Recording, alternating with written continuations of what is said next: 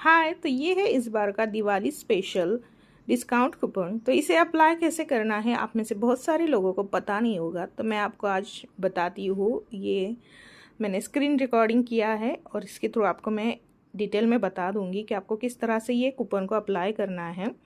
तो यहाँ पे आपको आपका फेवरेट प्रोडक्ट को वेबसाइट या फिर ऐप पे जाके कार्ट में ऐड कर लेना है और उसके बाद आपको इसे स्क्रॉल डाउन करना है नीचे की साइड में। तो यहाँ पे आपको एक ऑप्शन मिलेगा अप्लाई कूपन। तो वहाँ पे आपको सिंपली मैंने आपके साथ मेंशन किया हुआ फर्स्ट क्राई का कूपन पेस्ट कर देना है और उसके बाद आपको 50% डिस्काउंट मिल जाएगा आपकी शॉपिंग पे। So that's it. तो इस तरह से आप कूपन को यूज़ कर सकते हो। So go and buy your favourite dresses to your little one. Happy shopping. Stay tune for more. Bye bye.